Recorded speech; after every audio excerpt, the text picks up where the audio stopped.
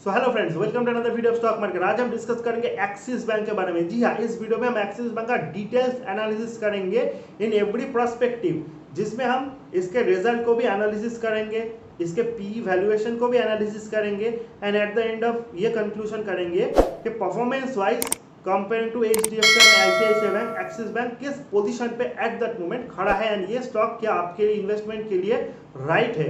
सारी चीजों को देखेंगे, तो वीडियो के एंड तक जरूर देखिएगा। सबसे पहले हम देख लेते हैं Q4 FY21 के रिजल्ट के बारे में, जिसको हम कंपेयर करेंगे लास्ट ईयर Q4 FY20 के रिजल्ट के साथ। तो सबसे पहले अगर इस चीज को हम कंपेयर करें तो हम देखेंगे इंटरेस्ट जो अर्न किया है उसमें 4% का डिक्लाइन देख सकते हैं। इंटरेस्ट एक्सपेंडेड उसमें हम 15% का डिक्लाइन देख सकते हैं। एंड नॉट ओनली दैट, अगर हम इंटरेस्ट नेट इनकम को देखें उसमें हम 11% का जंप देखेंगे। अदर इनकम में 70% का जंप, ऑपरेशन रेवेन्यू में 13% का जंप, ऑपरेशनल एक्सपेंसेस में 8% का डिक्लाइन, ऑपरेटिंग प्रॉफिट ये इंपॉर्टेंट फैक्टर है, जिसमें लास्ट ईयर सेम क्वार्टर के साथ हम 17% से भी ज़्यादा का इंक्रीमेंट देख सकते हैं। वही टोटल प्रोविजन एंड जो है उसमें 57% का हम डिक्लाइन देख सकते हैं। अगर प्रोविजन घटता है तो वो एक पॉजिटिव फैक्टर है। जस्ट लाइक इंटरेस्ट एक्सपेंडेड उसमें भी हम अच्छा खासा डिक्लाइन देखेंगे, जो कि पॉजिटिव फैक्टर है। नाउ अगर हम कॉस्ट ऑफ डिपॉजिट देखें, वो ईयर ऑन ईयर घटा है। अगर दिसंबर 19 में जो 5.19% था वो मार्च 21 में 3.9% है। कॉस्ट ऑफ डिपॉजिट का घटना बैंक के लिए बहुत बड़ा पॉजिटिव फैक्टर होता है, क्योंकि इससे बैंक का प्रॉफिट जो है यानी कि नेट इंटरेस्ट इनकम या फिर नेट प्रॉफिट वो इंक्रीज होता है। अगर हम FY21 और FY20 के बीच ईयर ऑन ईयर कंपेयर करें, so in that case interest earning में 2% का जंप हम देख सकते हैं, नेट इंटरेस्ट इनकम में 60% का जंप हम देख सकते हैं। वही अदर इनकम में 4% का डिक्लाइन, ऑपरेटिंग रेवेन्यू में 8% का डिक्लाइन, ऑपरेटिंग एक्सपेंस में 6% का डिक्लाइन हम देख सकते हैं। एंड ऑपरेटिंग प्रॉफिट 10% बढ़ा है, टोटल प्रोविजनिंग 9% घटा है, जो कि पॉजिटिव फैक्टर है। एंड प्रॉफिट बिफोर टैक्स में 80% का जंप ईयर ऑन ईयर देख सकते हैं, जो कि बैंक के लिए बहुत ही बड़ा पॉजिटिव फैक्टर है। अगर हम नेट प्रॉफिट देखें, जो सबसे इंपॉर्टेंट फैक्टर है, Q4 FY20 and Q4 FY21 के बीच देखें तो 140% का तगड़ा जंप हम देख सकते हैं। वहीं अगर ईयर ऑन ईयर देखें यानी FY21 और FY20 के बीच, सो 305% का jump in the net profit is a very big achievement for axis bank. Now अगर हम बैलेंस शीट को समरी को देखें, सो इन दैट केस हम देख सकते हैं Q4 टू Q4 कंपेयर करें, सो बैलेंस शीट साइज 9% बढ़ा है, टोटल एडवांसेस 9% बढ़ा है, टोटल डिपॉजिट 10% से भी ज़्यादा बढ़ा है एंड क्वार्टर ऑन क्वार्टर 6% बढ़ा है बैलेंस शीट का size, total advances 7% and total deposit 8%। अगर हम एक्सिस एंड HDFC बैंक के बीच कंपेयर करें, सो इन दैट केस हम देख सकते हैं क्रेडिट टू डिपॉजिट रेशियो जो है उसमें HDFC तो अच्छा खासा आगे है, लेकिन उतना भी ज़्यादा पीछे एक्सिस बैंक नहीं है। Liquidity coverage ratio 138 for HDFC, axis bank का 115। ये रेशियो अगर 100 के ऊपर है तो उसे हम अच्छा खासा मान सकते हैं। तो एक्सिस बैंक का इन दैट पैरामीटर्स खराब नहीं कर सकते। Advances growth year on year 9% axis ने शो किया है, HDFC ने 14% शो किया है। अगर डिपॉजिट ग्रोथ देखें उसमें भी 10% का जंप हम देख सकते हैं फॉर एक्सिस बैंक, लेकिन 16.3% का जंप हम देखेंगे इन HDFC बैंक। बोरोइंग्स को अगर हम देखें, सो इसमें ईयर ऑन ईयर जो है 3% का डिक्लाइन हम देख सकते हैं फॉर एक्सिस बैंक। वहीं HDFC बैंक का 5% से भी ज़्यादा जंप हम देख सकते हैं। लेकिन अगर रिजर्व एंड सरप्लस देखें तो उसमें एक्सिस बैंक का परफॉर्मेंस अच्छा है, 20% का परफॉर्मेंस हम देख सकते हैं ईयर ऑन ईयर। वही क्वार्टर ऑन क्वार्टर 3%। अगर हम कासा रेशियो की बात करें, तो कासा डिपॉजिट में भी year on year 18% and quarter on quarter 7% jump हम देख सकते हैं। टोटल डिपॉजिट में year on year 10%, quarter on quarter 8%, term deposit में 3% on year on year, 4.5% quarter on quarter and retail term deposit में 15% year on year and 4.4% on quarter हम देख सकते हैं। कासा रेशियो इज 42%, जो कि बहुत अच्छा खासा हम कह सकते हैं। किसी भी बैंक का रेशियो अगर 40 से ऊपर हो उसे हम अच्छा कंसिडर करेंगे। So in that case Axis bank का परफॉर्मेंस बहुत ज़्यादा अच्छा हम कह सकते हैं।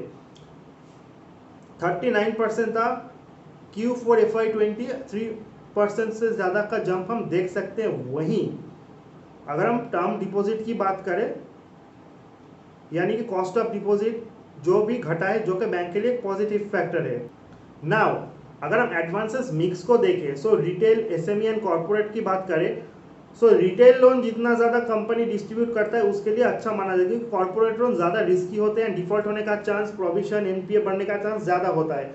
सो अगर टोटल देखें,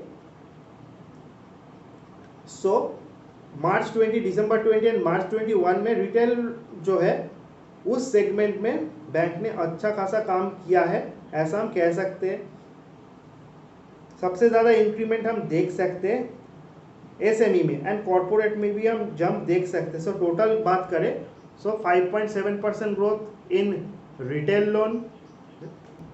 सो अगर हम एडवांसेस मिक्स को देखें, so in that case Q4 FY20 and Q4 FY20 के बीच हम कंपेयर करें तो रिटेल लोन में 10% का जंप, एसएमई में 13% एंड कॉर्पोरेट में 7%, टोटल एडवांसेस में 9% का जंप हम देख सकते हैं। वही क्वार्टर ऑन क्वार्टर बेसिस में रिटेल में 5%, एसएमई में 9.4%, कॉर्पोरेट में 9%। जितना ज़्यादा रिटेल लोन बैंक डिस्ट्रीब्यूट करेगा उसके लिए पॉजिटिव माना जाता है, क्योंकि इसके एनपीए एंड प्रोविजनिंग होने का डर कम होता है।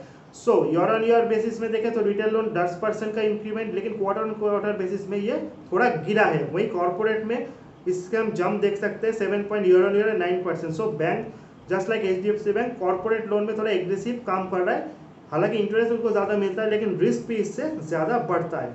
नेट इंटरेस्ट मार्जिन की बात करें, सो नेट इंटरेस्ट मार्जिन हम डिसेंट कह सकते हैं। जून 20 में वो गिरा था, लेकिन दिसंबर टू मार्च से कंपेयर करें तो ऑलमोस्ट सिमिलर हम कह सकते हैं। कासा रेशियो में अच्छा खासा जंप हम देख सकते हैं, हमने पहले डिस्कस किया।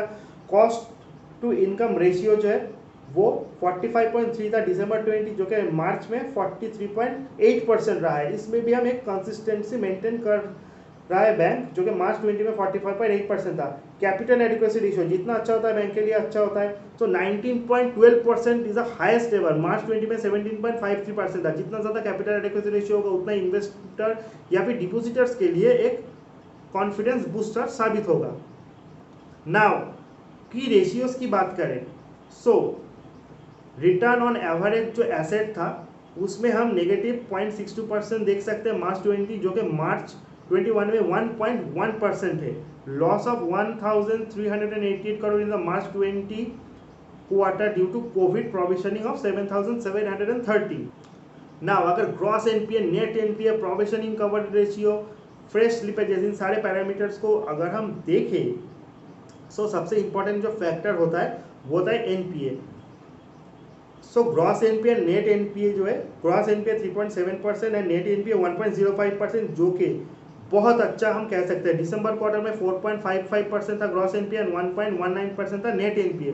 सो नेट एनपीए के मामले में बैंक ने एवरेज कंसिस्टेंटली मेंटेन किया है, लेकिन ग्रॉस एनपीए अच्छा खासा गिरा है, जो कि बहुत पॉजिटिव फैक्टर है for this particular bank. Provisioning coverage ratio जो है वो 77 था सितंबर 20 में, जो कि 72 हो गया है, जो भी एक पॉजिटिव फैक्टर है।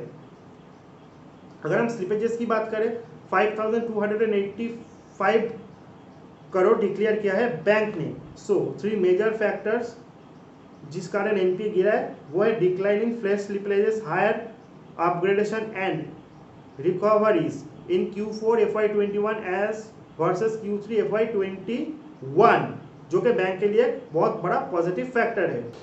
सो ये था एक्सिस बैंक के बारे में डिटेल्स एनालिसिस, जिसमें हमने last few years and last few quarters का नॉट ओनली प्रॉफिट, उसके साथ सारे रेशियोज को एनालिसिस किया, जिसमें cost of deposit, CASA ratio, capital adequacy ratio, सबसे important gross NPA and net NPA, सारी चीज़ों को एनालिसिस करने के बाद अगर आपको लगता है ये बैंक आपके लिए बहुत अच्छा है, हालांकि according to me performance wise bank ने अच्छा शो किया है, हम एचडीएफसी के साथ तो इसका कंपेयर नहीं कर सकते, लेकिन अगर इंडिया में टॉप 5 प्राइवेट सेक्टर बैंक है उसमें एक्सिस का नंबर 4th आता है। After HDFC, ICICI, Kotak, then Axis bank का नाम आता है। सो इन्वेस्टमेंट पर्सपेक्टिव से आप इस स्टॉक में इन्वेस्टमेंट कर सकते हो अपने सेबी रजिस्टर्ड इन्वेस्टमेंट एडवाइजर का सलाह लेने के बाद ही। अकॉर्डिंग टू मी ये स्टॉक अच्छा खासा वैल्यूएशन पे ट्रेड कर रहा है। अगर और करेक्शन होता है तो आप लॉन्गर हॉराइजन के लिए इसमें इन्वेस्ट कर सकते हो। बैंक का परफॉर्मेंस अच्छा है, एनपीए का गिरना किसी भी बैंक के लिए अच्छा माना जा सकता है। प्रॉफिट में हम अच्छा खासा जंप देख सकते हैं, क्वार्टर बेसिस हो या फिर year on year basis. Video अच्छा लगे तो लाइक, सब्सक्राइब और शेयर करना मत भूलिएगा गाइस। मिलते हैं अगले नेक्स्ट वीडियो में, तब तक के लिए गुड बाय।